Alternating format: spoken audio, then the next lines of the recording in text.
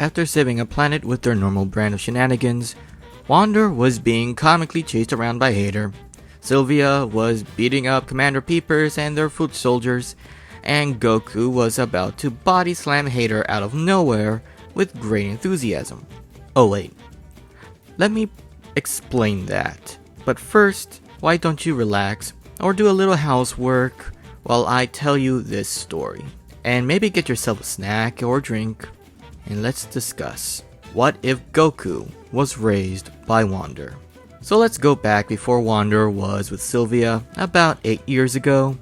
Wander was, well, wandering when on this small planet, a speeding object lit up the sky and crashed in the distance. Rushing over, he sees the space pod and the crater it created. Going up to the pod, Wander asks, "Hello, does anyone need help?" As Wander tries to open it, but it opens automatically and through the steam reveals a crying baby Saiyan. "Ah, a little baby. Where's your family, little fella, huh?" Picking up the baby, he looks around the pod for information, but none can be found. "Well, don't worry, little guy. I will take care of you." "But you need a name, little baby." "I know. I'll ask the hat." Reaching into his hat, pulls out a piece of paper with a name on it. Goku. It just sounds right. "Wow, what an incredibly fitting name," Wander exclaimed. And so then on, Wander raised Goku to varying degrees of difficulty. At first, Wander stayed away from danger to keep Goku safe, but Goku was a very strong and very rambunctious baby. And Wander after a while realized that going on adventures actually helped spend up Goku's energy, and for the most part these adventures helped somewhat quell Goku's Saiyan instincts. Wander also had to deal with the surprise of Ozaru when Goku first saw the full moon. It was actually very funny watching Goku's great ape run around a random planet inhabited by aliens that made their homes out of sand, like giant sandcastles, getting smashed as Wander is trying to calm his kid down. Eventually, the hat gave Wander a music box with a very effective lullaby. After that, he spent the next 7 months rebuilding the sandcastle homes. And the hat gave the two a sleeping eye mask to keep Goku's eyes covered whenever a full moon was present. As Goku grew up, Wander raised him to be a very polite and kind individual. And on their adventures of helping folks, Goku used his strength to help, like moving furniture or helping Wander build homes for the homeless, not caused by a rampaging ape. So yeah, Goku's pa raised him very well. Then one day, when Goku was about 8, a bounty hunter named Sylvia captured Wander. Goku, seeing this, casually grabs his father back. Sylvia, a little taken back, quickly tackles Goku, but she was surprised that Goku was so much stronger. For her, this was the greatest wrestling match of her life. For Goku, he was actually having fun and giggling because he doesn't get to fight often, and it tickled that Saiyan warrior instinct. "Hey kid, give back the furball kid. Wow, you're strong," Sylvia said as she struggled. "Haha, who is this fun lady, Pa?" Goku asked as he wrestled Sylvia. "Oh, careful son, don't be too rough with her. Remember, not everyone has your strength." "Son, he's your kid?" Sylvia asks as Goku lightens up a bit. "Yes, this is my wonderful boy, Goku." Sylvia softens up as she was not aware her target was a father with a kid. And like the show, at this point, Wander and Sylvia become friends and join forces. With the addition of Sylvia, Goku actually had a sparring partner. Through this, he learned how to hold back as not to hurt her, so he had a better control over his strength. And he also learned the basic art of throwing hands, as Sylvia's quite proficient in it. Goku thought Sylvia was really cool, and Sylvia liked Goku, often referring to him as kid. Now, Wander Over Yonder actually never state how long Sylvia and Wander were together. So, from the time they meet to the first episode, I'm just going to say it's 5 years. So, Goku at this point is 13. Though I'm not going to go through every episode of Season 1, and I'm not going to do that for Season 2 either, I'm still going to tell you how their dynamic is, so you could get a feeling of what an average episode of Wander Over Yonder with the addition of a young Goku would feel like. When it comes to the average situation from episode to episode, we know how Wander and Sylvia act. Wander acts with aggressive amounts of friendship and kindness, where Sylvia has more of a practical, down-to-earth outlook, and if that fails, punch it. Goku is in the middle, acts with friendship, and if it doesn't work, punch it in the name of friendship. Being naturally stronger, most bad guys choose friendship, because Goku is scary as a nice guy, and don't want to push it to where Goku isn't nice. So, yay friendship. But now comes Hater. It's very much the same. Wander annoys Hater, and Hater hates Wander and Sylvia by proxy and tries to destroy them.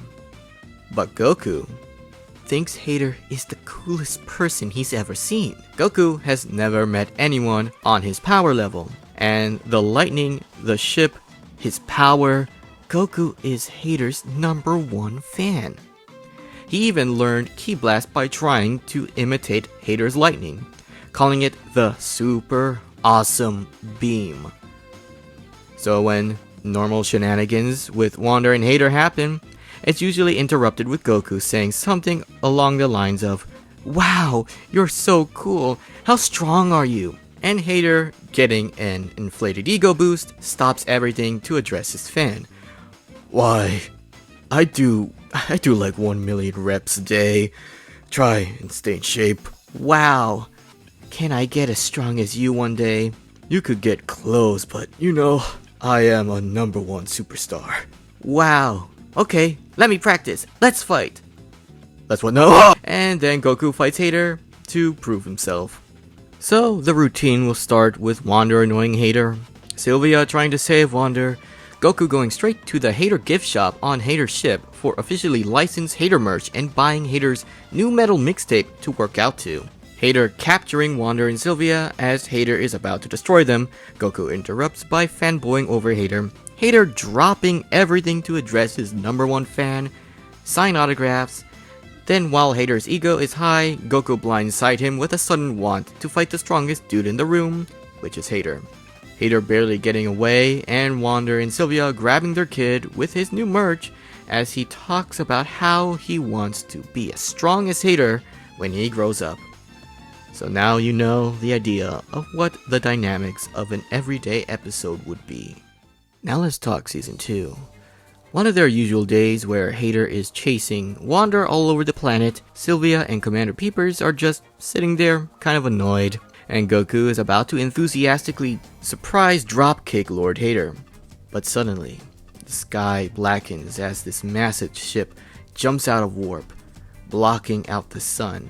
And then all of a sudden, a massive drill drills into the planet, shaking the crust of the world and sucking up its magma. And as we know, it's Lord Dominator. Hater, angry that this new guy is stealing his spotlight, charges up into the ship with Commander Peepers trying to stop him and be reasonable about this scary new visitor. Meanwhile, Wander, just like in the show, has a fruit basket ready to welcome the new neighbor. Goku follows his dad because, hey, this new guy is probably really strong and he'd want to see if they'd like to spar. And of course Sylvia begging them not to go as she follows them into the ship. Soon they come across the Dominator bots, and like before, Sylvia grabs Wander and runs as they start blasting. But Goku stays behind and playfully smashes them until they regenerate even harder to destroy. Taking it a bit more seriously, Goku Ki blasts them in one shot and does significant collateral damage before the ship starts to regenerate. On the bridge, Dominator actually felt the ship shake, and alarms go off indicating that a massive surge of power and destruction just happened. Dominator turns to her second in command. Deal with that. Her mysterious second in command, without a word, heads towards Goku's position. Then the episode continues as normal, just like how you remember that first episode of Season 2. Wander Sylvia gets captured, Hater and Peepers gets captured, Hater being very jealous of this cooler new bad guy stealing his entire flow, and Wander saying that Dominator is not even worth this fruit basket. That all gets interrupted as soon as Goku is thrown through a wall onto the scene by a much more intimidating Saiyan. A Saiyan dressed in full armor similar to that of Lord Dominator's, and a mask that looks like an Ozaru ape. Goku stands up, realizing this new opponent is equal to, probably a bit stronger than him, and then he looks to his right and sees this guy's boss, which is Dominator, then looks to his left and sees his friends and family tied up at the moment. Sensing the severity of the moment, though secretly he's actually kind of having a little bit of fun, he charges up his super awesome blast. And then, in retaliation, Dominator's second in command charges up his final flash. The two beams meet, resulting in a huge explosion that blows up the bridge and sets everyone free. Sylvia grabs Wander, Goku grabs Sylvia, Commander Peepers grabs Hater, and they all dip. As they escape, Dominator's ship quickly warps out of there. They all collectively, in unison, say, "Who was that guy?"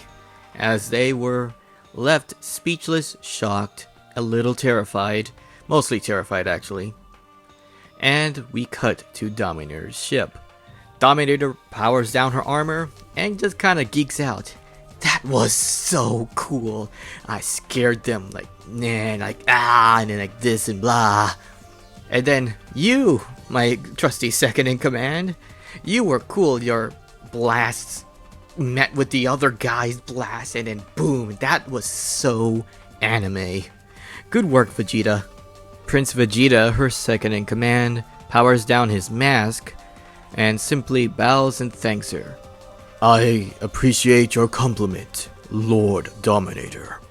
I actually didn't expect another Saiyan to be in this galaxy. Is that going to be a problem, Vegeta? No. I will squash him just the same, to leave a path for the destruction you cause. That's what I'm talking about, bro!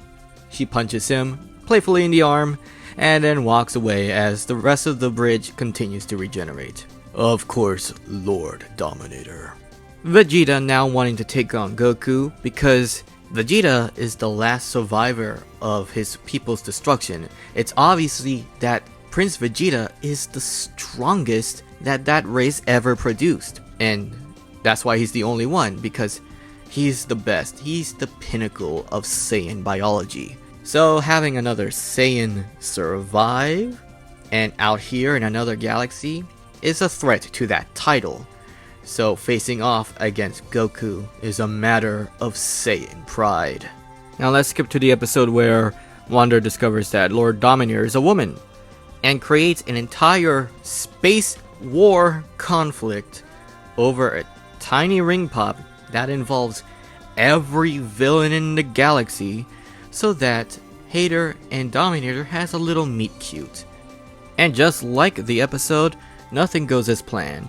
Lord Dominator and Hater are fighting to a standstill, trying to kill each other over a ring pop. Wander trying to save this first date, and Sylvia and Commander Peepers making a temporary alliance to save their buddies from being destroyed by Dominator. Goku during all of this was actually in awe of all these very powerful combatants. They were all showing off their power and their skill, though he was a little creeped out by the black cube of darkness. But then Vegeta shows up. He's on the front lines trying to defend the vicinity of where Lord Dominator is at. But then his eyes meet that of Goku's. and the two have a DBZ style fight. But Vegeta has a trick up his sleeve. Literally, it's up his sleeve. It's a baseball-sized artificial full moon that he uses to go Great Ape. And on top of that, his armor adapts to the ape's body, making it a cyborg ape. Goku only has enough time to yell out, "That is so cool!" before going ape himself, looking at the same artificial moon. And they have a Godzilla-esque kaiju battle. So it was Goku's untrained savage ape form versus Vegeta's well-trained, cybernetically enhanced ape form. It was obvious who was going to win, and by the time Vegeta did win, Dominator was already walking back to her ship with ring in hand, Hater swooning in the corner, and the two just fly off like nothing happened. So all the villains wasted their time, Sylvia and Peepers are very tired, Goku is actually angry because he doesn't remember what happened. But on the bright side, Wander's ship is half confirmed. Yay. As the season continues, with the exception of Hater and Wander, everyone is trying to find Dominator's and Vegeta's weaknesses to defeat them and save the galaxy. Well, Goku, though he's not completely interested in trying to ship her with Hater.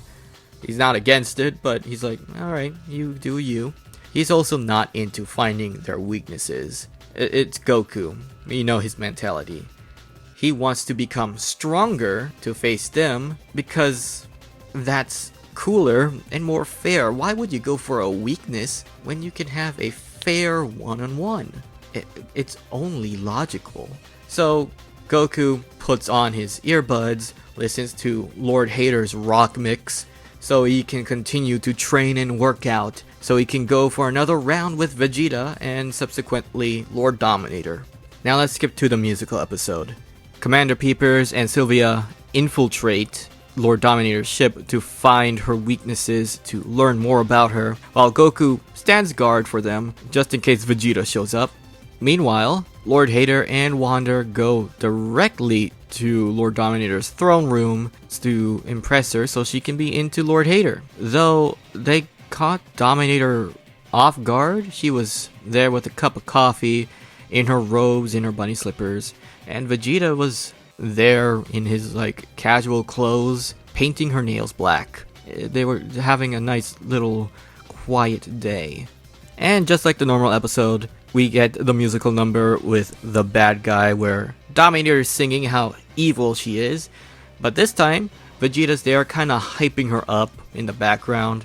Meanwhile, Commander Peepers, Sylvia, and Goku discover in her computer room that she doesn't plan on conquering the galaxy. She plans on destroying it. Just like the old galaxy she was in, where she also destroyed planet Vegeta. And Goku learns for the first time where he's officially from in the fate of his people. Dominator's musical number continues. Vegeta looks to the computers on the bridge and sees that there are intruders. So while she's singing, he slips away to go confront them, where he meets Goku. And then Goku and Vegeta once again clash. And yes, this is the part where Vegeta and Goku gets a musical number. I'm not going to sing it, but I do imagine something very similar to a Sonic Frontiers boss theme. So let your imaginations fly as these two have a conversation, but in reality they're singing. Goku yells at Vegeta, "How could you be friends with Dominator? She destroyed an entire galaxy. She destroyed our home and our people."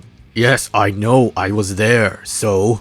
"Okay, how can you be so nonchalant about that?" "Because Dominator showed me that our people were weak. Granted, she said they were the strongest in that galaxy, and they did actually do quite a bit of damage to her ship. They were still losers that fell before her. Meanwhile, I actually survived the attack, even being caught off guard. She was impressed, and she took me as her general, the Dominator of the galaxy, and the Prince of the Saiyans. Together, no one will survive our power.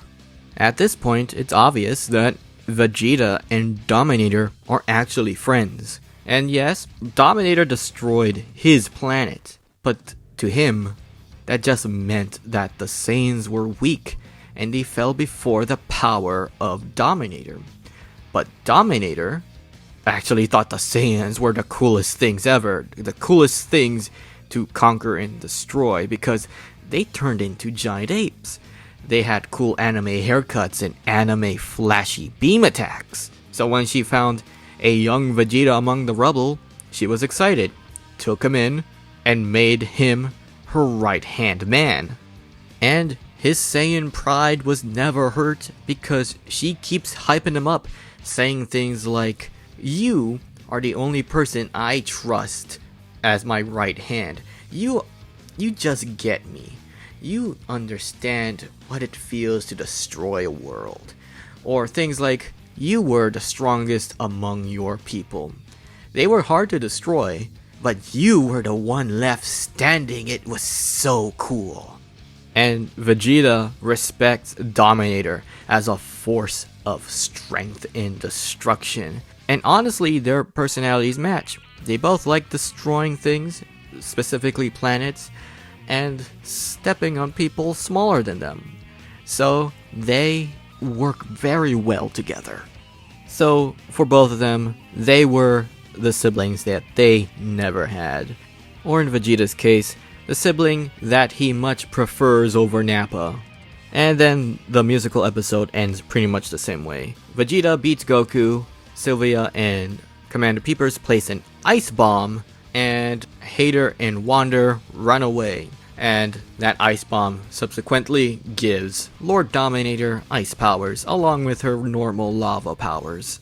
After that, Wander is desperately trying to find a peaceful solution to all of this. Well, the rest of the galaxy wants to destroy Dominator, though being well raised by Wander, Goku does not want to destroy Dominator, and he doesn't want to destroy Vegeta either, because Vegeta at the end of the day is the only other Saiyan in the galaxy besides him. Though, he still wants to defend the galaxy, because he doesn't want it to end up like the galaxy that he came from. So, he has a lot of personal feelings on the line. And you know what? I'm skipping ahead to the last episode. So, we get to the last intact planet. Lord Dominator's forces are invading. Sylvia is leading a militia trying to defend this last planet. Lord Hater comes in, creates a shield to protect this last planet, along with Peepers leading his troops to defend this planet. Goku is fighting off Vegeta, because Vegeta does have the strength to destroy the planet himself if needs be, so they are going at it. And Wander is on Dominator's ship, trying to offer friendship, trying to offer peace, any way he can to stop all of this. Though Wander's pleas fall on deaf ears, as Dominator's ship is about to drill through Hater's force field. In the original episode, Lord Hater was actually able to, though with a great struggle, defeat and destroy Dominator's drill. But this is a little different. Remember, this Dominator faced off against the Saiyans. Dominator's ship adapts to damage, regenerating many times stronger than when it was destroyed. So her conflict with the Saiyans basically made the ship even tougher, even stronger, basically giving it its own Zenkai boost. Goku watches as Hater is about to give out. Sylvia is on that planet, that one last surviving planet with life on it. Wander is yelling for Dominator to stop, and Vegeta is laughing.